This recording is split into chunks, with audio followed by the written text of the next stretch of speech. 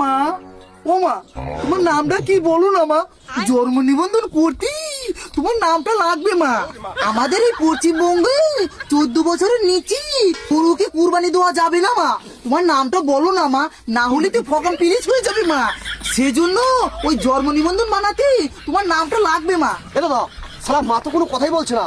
মা যদি কথা না বলে আর যদি জন্ম নিবন্ধন না করতে পারি, তাহলে তো মাকে কুরবানি দিয়ে দিবে দাদা। কি আর করা যাবে? মা তো সেটা বুঝছে না। মাকে তো বলতেছি মা নামটা বলো বলো, সে তো বুঝছেই না, আমাদের সাথে কোনো কথাই বলছে না। মা, ও মা, একটু কথা বলো না মা।